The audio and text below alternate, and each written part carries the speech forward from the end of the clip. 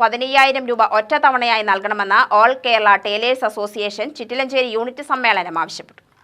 വിവാഹ ധനസഹായം 10,000 രൂപയായി വർദ്ധിപ്പിക്കുക, വർദ്ധിപ്പിച്ച വൈദ്യുതി ചാർജ് കുറയ്ക്കുക തുടങ്ങിയ ആവശ്യങ്ങളും സമ്മേളനം ഉന്നയിച്ചു.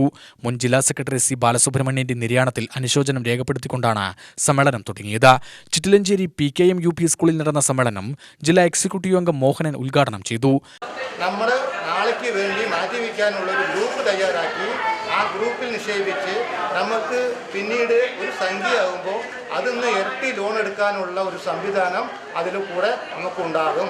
അപ്പം നമുക്ക് മറ്റു മേഖലയിലുള്ള ഈ കടം ഉള്ള പലിശയ്ക്ക് കടം വാങ്ങിച്ച് നമ്മുടെ നിത്യജീവിതത്തിൻ്റെ പ്രയാസങ്ങൾ മാറ്റാൻ നമുക്ക് ഇടവരാതെ അതിൻ്റെ പ്രയാസങ്ങളൊക്കെ തന്നെ നമ്മുടെ സംഘടനയിൽ നിന്നുള്ള എല്ലാ അർത്ഥത്തിലും നമ്മളെ സഹായിക്കുന്നത്, നമ്മുടെ സംഘടനയിൽ അടങ്ങുന്ന എല്ലാ വിധത്തിലുള്ള സഹായങ്ങളും നമ്മൾ ചെയ്യാറുണ്ട്.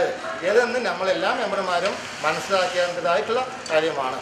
അപ്പോൾ അത് മനസ്സിലാക്കി അത് തീരൂ. അപ്പോൾ ഈ അതിൽ കൂടെ വന്നിരിക്കുന്ന സ്വാതന്ത്ര്യം കൂടെ നമ്മൾ ഗ്രൂപ്പ് ഉണ്ടാക്കുമ്പോൾ ആ ഗ്രൂപ്പിൽ കൂടെ നമുക്ക് നമ്മുടെ സമ്പാദ്യത്തെക്കുറിച്ച് വർധനവുണ്ടാക്കാൻ കഴിയും. എല്ലാ ഭാഗങ്ങളിലും SH ഗ്രൂപ്പ് ഉണ്ടാക്കാൻ കഴിയും.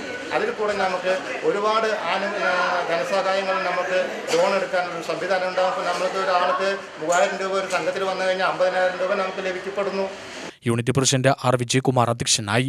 യൂണിറ്റ് സെക്രട്ടറി രാധ റിപ്പോർട്ടും രേണുക വരവ് ചെലവ് കണക്കും അവതരിപ്പിച്ചു. ഏരിയ സെക്രട്ടറി കൃഷ്ണൻ സംഘടനാ റിപ്പോർട്ടും അവതരിപ്പിച്ചു. 40 വർഷമായി മെമ്പർഷിപ്പ് നിലനിർത്തിപ്പോരുന്ന ഗോപാലനെ ചടങ്ങിൽ പൊന്നാടയണിച്ച് ആദരിച്ചു. ഏരിയ പ്രസിഡന്റ് ദേവൻ പ്രസംഗിച്ചു.